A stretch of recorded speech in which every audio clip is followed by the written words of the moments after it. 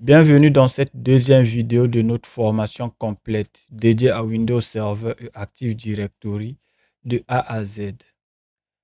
Et si tu pouvais créer ton propre serveur comme dans une entreprise depuis ton ordinateur, c'est exactement ce qu'on va faire. Je vous ai mis à disposition les liens pour télécharger VMware Workstation Pro et Windows Server 2025 dans cette partie. Toutes les manipulations que nous allons faire marcheront ainsi sur Windows Server 2022, 2019 et Windows Server 2016. Une seule méthode, plusieurs versions supportées. Tu investis ton temps une fois, tu es prêt pour tout. Maintenant que tout est clair concernant l'organisation de notre formation, nous allons commencer notre chapitre 1, partie 2. Avant de commencer avec l'installation, il y a quelques notions de base que nous devrions connaître. Qu'est-ce que un serveur? La définition la plus simple que vous devez maîtriser sur ce point est que un serveur est un logiciel qui fournit des services à d'autres logiciels. Et il est fait pour tourner 24 heures sur 24, différent d'un poste client qui a des heures d'ouverture de session et de fermeture.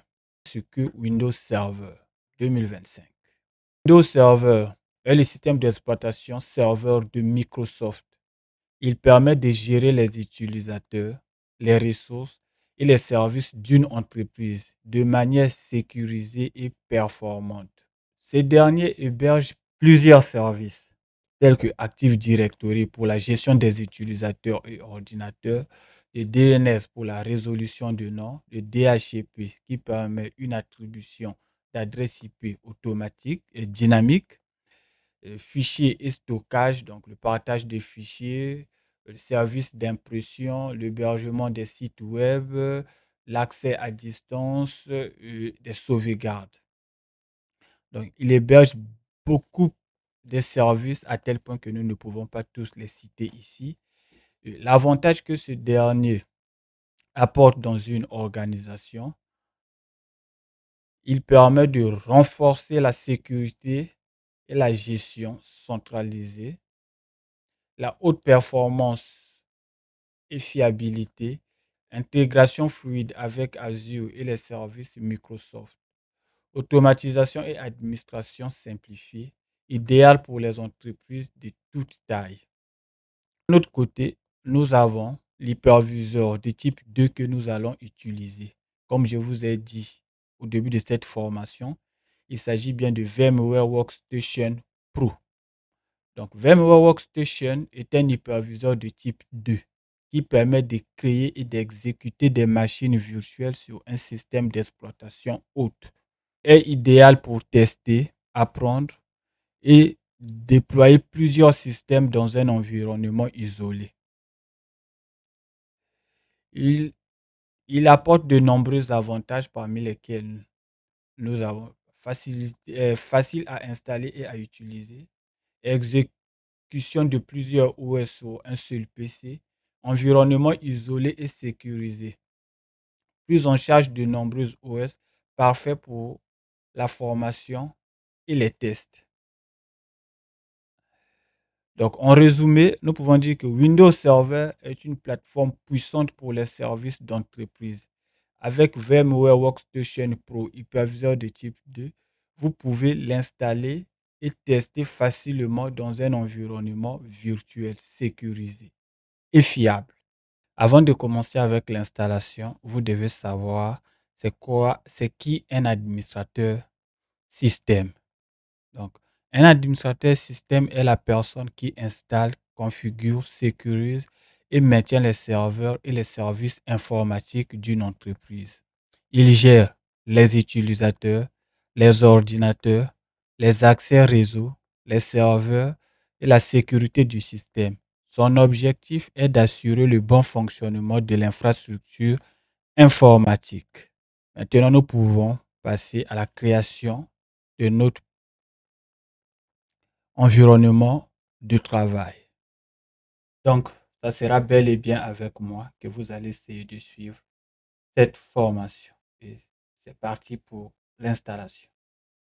Donc, après avoir téléchargé et installé l'hyperviseur VMware Workstation Pro. Vous lancez et vous allez tomber sur cette page. On n'a encore rien sur notre hyperviseur, pas de machine virtuelle et autres. Nous allons créer notre première machine virtuelle. Il y a deux façons. Soit on peut cliquer directement ici, créer une nouvelle machine virtuelle, ou bien venir dans Fichier et Nouvelle machine virtuelle. On va on va se servir de l'interface et faire un clic droit sur Créer une nouvelle machine virtuelle. Et il y a cette interface-là qui va se lancer. Arrivé ici, on va aller dans Personnaliser et avancer. On fait suivant. On continue avec suivant. Et ici, on a plusieurs options au niveau de l'installation du système d'exploitation invité. Soit on peut installer le fichier image du disque d'installation maintenant. Mais moi, j'aime le faire un peu plus tard, question d'habitude, mais vous pouvez le faire depuis ici, parcourir dans votre ordinateur et aller sélectionner le fichier exactement à l'endroit auquel vous l'avez mis. Mais moi, j'aime le faire bien après. Donc, je clique ici, j'installerai le système d'exploitation ultérieurement et je fais suivant. Arrivé ici, on a plusieurs systèmes d'exploitation invités, Microsoft, Linux, VMware, EXE et autres. Nous, notre système d'exploitation qu'on va installer, c'est un système d'exploitation Microsoft Windows. Donc, il est juste là. Et là, il y a beaucoup de versions pour des gens qui n'ont pas Windows Server 2025. Il y a 2022, 2019, 2016 et autres. Et pour notre cas, ou bien pour mon cas, ça sera Windows Server 2025. Donc, je clique dessus et je fais suivant. Arrivé ici, la première chose à faire, c'est de donner un nom à notre machine virtuelle. Notre première machine virtuelle, on va le nommer donc SRV1. Non, SRV-1. Donc, serveur 1. Et on va choisir l'emplacement auquel on va stocker notre machine virtuelle. Et si on ne choisit pas d'emplacement, par défaut, il va stocker la machine virtuelle dans le dossier document virtual machine. Et moi, j'ai déjà créé un emplacement auquel je vais stocker ma machine virtuelle. Donc, je vais aller dans Parcourir et je choisis mon disque et je l'ai nommé base SRV. Je mets OK. Et après cela, je fais suivant. Arrivé ici, il nous demande de choisir le type de microprogramme. On va aller sur le UEFI, qui est une version améliorée du BIOS, et on met démarrage sécurisé. On coche juste cette case et on fait suivant. Pour le nombre de cœurs et le nombre de processeurs, ça pose pas problème. Ça dépend aussi de la capacité de votre machine physique. Pour moi, le nombre de processeurs, je vais mettre 1, sinon il y en a plusieurs, jusqu'à 32. Je vais mettre 1 et le nombre de cœurs, je vais mettre 2. Mais vous pouvez laisser à 1, ça va toujours fonctionner. Et compte tenu de la mémoire RAM qu'on va allouer à notre machine virtuelle, à partir de 2 Go, c'est bon, ça va fonctionner. Mais si vous avez assez d'espace sur votre mémoire vive, donc je vous dis de mettre un peu plus. Pour mon cas, je vais mettre 4 Go. Mais la VM va tourner sans problème à 2 Go. Utiliser la traduction d'adresse réseau. Là, il nous demande quelle carte réseau virtuelle il va utiliser. Moi, je vais choisir utiliser une mise en réseau haute seulement. Je viens cliquer ici parce qu'on va le modifier après. Vous pouvez laisser ici par défaut. Donc, on fait suivant. On laisse par défaut ce qui est recommandé. Et sélectionner le type de disque. Ça peut être le MV, le SATA, le SIS, le SCSI ou bien le I2. Mais je vous conseillerais d'utiliser le MVME parce que c'est très rapide et c'est ce qui est même recommandé. Donc, on fait suivant et créer une virtuelle machine. Créer un disque virtuel. Je vais vous conseiller d'utiliser cette option, créer un disque virtuel, et non utiliser un disque virtuel existant. La plupart du temps, on est dans ce cas-là. Donc, vous allez aller sur créer un disque virtuel et on fait suivant. La taille minimum recommandée pour Windows Server, c'est 60 Go. Ça sera déjà assez. Donc, vous pouvez laisser 60 Go, soit 40 Go. Vous pouvez mettre même 30 Go. Ça va fonctionner. Mais si vous avez assez d'espace, je vous dirais de laisser 60 Go parce que c'est la taille recommandée pour Windows Server 2025. Et je coche ici, suivant. Pour cette partie, ça nous spécifie que le fichier disque a été créé. Nous, on fait suivant. Et ici, on a un résumé de notre machine virtuelle. On peut faire terminer et aller modifier les paramètres. Mais moi, je préfère les faire depuis ici. Donc, personnaliser le matériel. Je viens ici. Tac, je clique. Je viens ici. Là, j'avais choisi le NAT lorsque je faisais l'installation à l'intérieur. Donc, tout est là. Et moi, je ne vais pas choisir le NAT, je vais personnaliser. Donc, une carte réseau virtuel spécifique. On sera toujours sur le NAT, mais je vais aller prendre le VMNet 8. Voici, on a beaucoup de cartes réseau virtuelles auxquelles nous pouvons choisir. Donc, moi, je choisis le VMNet 8 parce qu'il y a le NAT. Mais vous pouvez aussi travailler sans réseau. Choisir même le VMNet 1, le VMNet 2. Tout est pareil. On va aller sur le VMNet 8. Je sélectionne et je viens au niveau de la détection disque, donc niveau lecteur CD, pour mettre en place notre système d'exploitation. Là, on en a plusieurs. Utiliser le lecteur physique, utiliser le fichier ISO, vu qu'on avait déjà téléchargé Windows Server. Donc, on va venir sur utiliser le fichier image ISO. Je viens ici. Et ici, vous allez parcourir jusqu'à choisir l'endroit auquel vous avez téléchargé votre image ISO, vous l'avez stocké.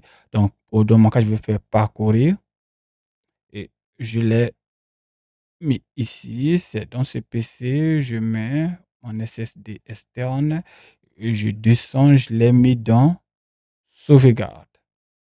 Je viens ici, je cherche, c'est Windows Server 2025. Il est juste là et je choisis mon ISO.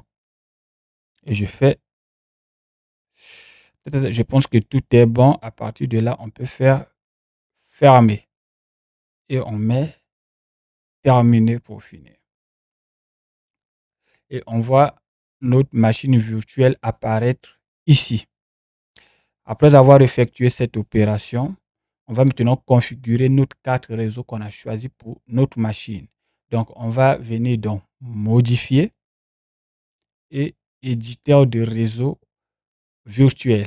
On fait un clic droit dessus. Là, ça charge. Et on est ici. On vient dans modifier les paramètres. Et on patiente encore. Voilà, tout est là. Là, on va maintenant configurer notre carte réseau.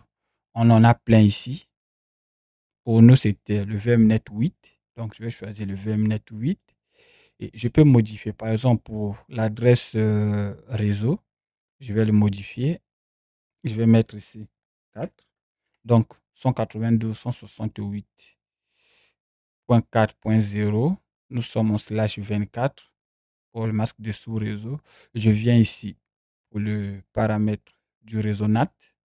Je viens ici. Ici, j'indique ma passerelle qui est le point 4. Et je fais OK. Je clique sur OK.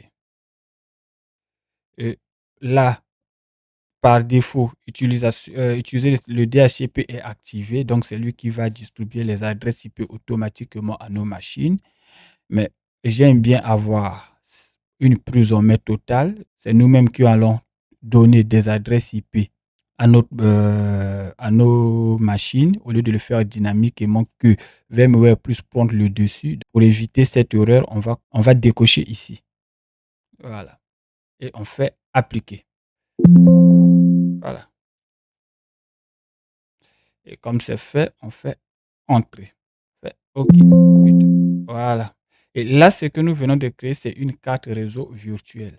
Et c'est la machine physique qui gère toutes les cartes réseau qu'on crée dans VMware pour aller faire correspondre les informations qu'on a mis au niveau de notre VMware à notre carte réseau sur notre machine physique. On va venir dans recherche. On fait ncpa.cpl. On tape cette commande ncpa.cpl. ou bien, et ensuite on fait entrée. Il y a encore une autre méthode auquel nous pouvons faire. On appuie sur Windows R et on tape ncpa.cpl. Voilà. Ça nous envoie directement dans la gestion de nos cartes réseau. Et on vient là. Voici les différents cartes réseau qui sont là. Et pour nous, c'est le VMnet 8. Donc, on, on clique deux fois et on vient dans propriété. Et on vient sur protocole Internet version 4. On clique deux fois et ici, on fait correspondre nos adresses IP. Pour l'instant, on n'a pas encore de domaine. Donc, là, c'est mes configurations d'avant qu'il a pris. Donc, je vais tout modifier.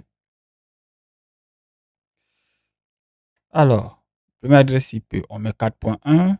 Le masque, on met 255.255.255 comme on a mis là-bas. 255.0, ça c'est le masque de sous-réseau. Et pour la passerelle, c'était 4.254. Donc, on met 192.168.4.254. Et on vient au niveau du DNS. Pour l'instant, on n'a pas encore de serveur DNS dans notre machine virtuelle. Donc, on fait entrer.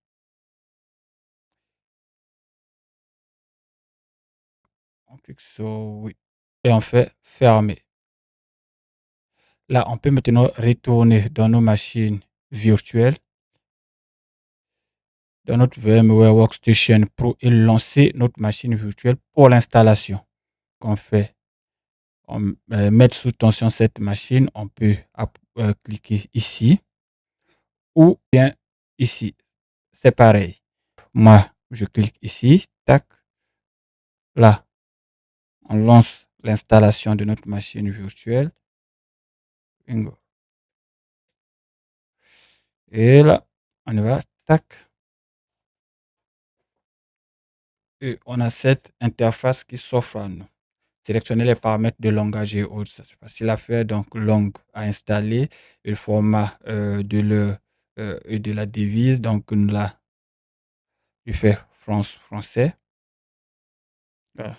Pour le clavier ou méthode d'entrée, je mets le clavier traditionnel, donc AZERTY. Là, sélectionnez l'option d'installation.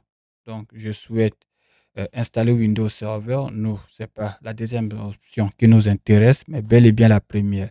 Notre première installation, donc on va cocher j'accepte et on vient sur suivant. Là, on va choisir euh, notre système d'exploitation qu'on veut installer. Par exemple, ici, on a Windows Server 2005 standard euh, évaluation. Celui-ci, il est en mode core, donc il n'y a pas d'interface graphique. Il est en mode core. Donc, le tout se passe via la ligne de commande. Et la deuxième, c'est celui qui nous intéresse, c'est Windows Server 2021 standard. Et entre parenthèses, on a mis expérience utilisateur. Donc, c'est celui-là qui nous intéresse. On vient ici, on clique et on fait suivant.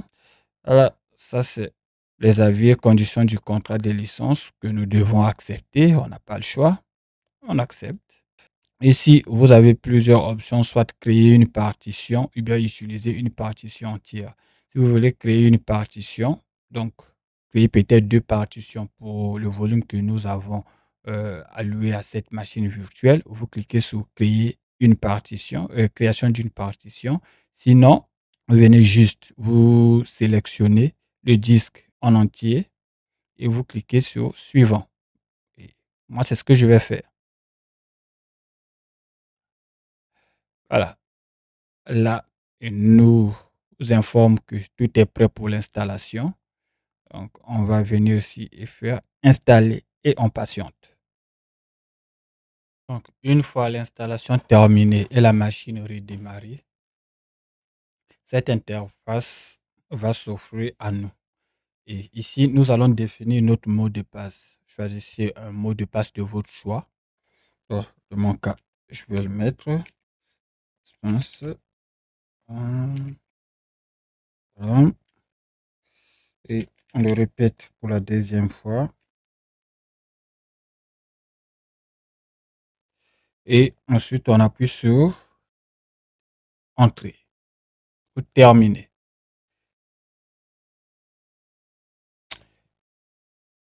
Et voilà. Alors, au niveau de VMware Workstation Pro, pour ouvrir l'assistance et saisir son mot de passe pour la connexion, vous pouvez soit appuyer sur CTRL plus Alt plus supprimer sur votre clavier, ou bien venir juste ici, voilà, et appuyer et faire un clic droit. Voilà, et là, on tape notre mot de passe qu'on avait saisi. Donc, espace et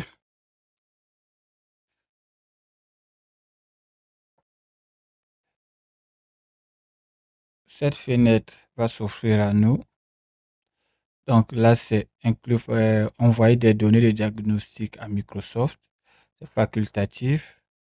Vous pouvez choisir soit le premier, soit le deuxième. Mais moi, j'aime choisir le deuxième qui est obligatoire uniquement. Donc les données qui sont obligatoires uniquement. Et je clique sur accepter.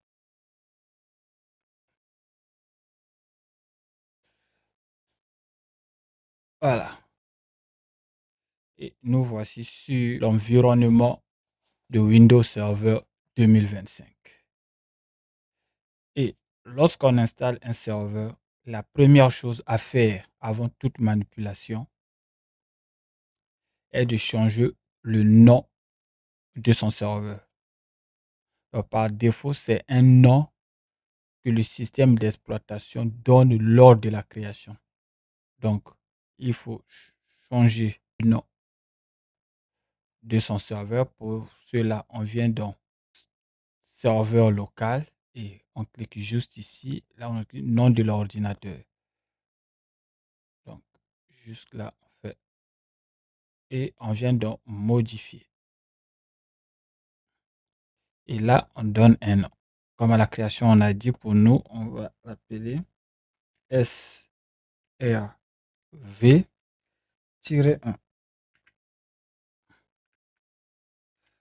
SRV-1. Et on fait entrer. Alors, là, on dit qu'il y a ce message qui s'affiche. Vous devez redémarrer votre ordinateur pour appliquer ces modifications. On clique sur Entrée. On vient ici, on dit sur Fermer et redémarrer maintenant. Vu qu'on a encore d'autres opérations à faire avant de redémarrer la machine, donc on va finir de mettre en place les prérequis et on va redémarrer notre serveur. Donc, je mets redémarrer ultérieurement. Et la deuxième chose à faire est de changer l'adresse IP. Donc, de mettre une adresse IP statique à notre serveur. Donc, on vient dans Ethernet 0. Donc, on est là. Donc, on fait un clic droit ici. Et nous sommes directement dans la carte réseau. Ou bien, on tape la commande. On saisit la commande qu'on avait mis avant, lorsqu'on installait notre machine virtuelle. Donc, on met ncpa.cpl. Et j'appuie sur Entrée. Bingo, on est là, là où se trouve notre carte réseau. Donc, là, on vient dans Propriété et fait Entrer. Voilà. Là, notre serveur a cherché l'adresse IP automatiquement. Il n'a pas eu parce que là-bas, on avait décoché le DHCP. Donc, si on vient ici sur CMD, par exemple, pour vérifier,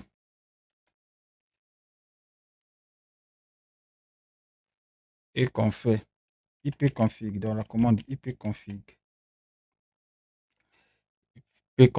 on appuie sur Entrée, on verra que notre serveur n'a pas d'adresse IP. L'adresse IP qu'il a donnée, c'est une adresse IP APIPA. C'est-à-dire quand la machine cherche une adresse IP via le DHCP qu'il ne trouve pas, il s'attribue une adresse IP. Et cette adresse, on appelle cette adresse IP APIPA. Donc, c'est une adresse IP qui n'est pas correcte. Donc, pour cela, on revient ici et là, c'est obtenu adresse IP automatique. On vient sur utiliser l'adresse IP suivant. Donc, on clique là et on saisit l'adresse IP. Donc, pour nous, notre machine, l'adresse IP, on va nommer 192.168.4.90. L'adresse IP de notre serveur. Et pour le masque de sous le réseau, on laisse /24. Et ici, pour la passerelle, c'était 192.168.4.254. Et on vient ici pour le DNS. Vu que on n'a pas encore mis en place l'Active Directory, on peut lui mettre un DNS par défaut qui est le 127.100.0.1 et on applique sur Entrée. Bingo. Alors, pour la prise en compte tout court, on désactive notre carte réseau et ensuite on l'active. Voilà. Maintenant, si on vient au niveau de l'invité des commandes et on refait cette fois-ci ipconfig. Donc, ipconfig. On met OK. On voit que notre machine a maintenant une adresse IP. Et la dernière chose à faire est d'installer les tools. Donc, on vient en haut ici sous le nom de notre VM, on fait un clic droit. Ainsi, installation des tools. Donc, installer VMware Tools. On peut directement cliquer ici ou bien venir dans le gestionnaire de fichiers. Voilà. Et après c'est PCE, ça est juste là, sur notre lecteur DVD. Clique deux fois. Clique droit deux fois pour lancer l'installation des tools. La préparation de VMware Tools, on patiente pour l'assistance et cette page va s'offrir à nous. On clique suivant, on choisit le mode typique complète ou personnalisé. La deuxième proposition, complète, suivant, installer. Là, on installe les tools. Vraiment les prérequis essentiels lorsqu'on installe un serveur sur VMware pour la première fois. Donc, nous allons devoir modifier, donner un nom à notre serveur, mettre en place une adresse IP statique et ensuite installer les tools. Après cela, on peut redémarrer notre machine virtuelle. Donc, pour l'instant, on patiente pendant l'installation des tools. On peut dire que les tools sont bel et bien installés. Voilà, on clique sur terminer et là, on peut redémarrer notre VM un peu pendant que notre VM est en train de se redémarrer. Alors, la machine s'est redémarrée. Tout est bon. On vient encore ici pour déverrouiller et avoir accès à l'assistance pour saisir notre mot de passe. Donc, on saisit le mot de passe de notre machine qu'on avait mis lors de la création de notre VM. Nous voici dans notre environnement de travail. Ça veut dire que le serveur a été mis en place. Si on vient ici, ça c'est le tableau de bord, on descend sur serveur local et on voit que le nom de notre serveur a été bien pris en compte et notre adresse IP est bel et bien là, l'adresse IP qu'on avait donnée à notre machine virtuelle. On peut dire que notre environnement de travail est opérationnel. Là, nous venons de finir l'installation de notre serveur avec les prérequis essentiels. Donc, je vous dis à bientôt pour notre prochaine vidéo qui sera intitulée sur Active Directory.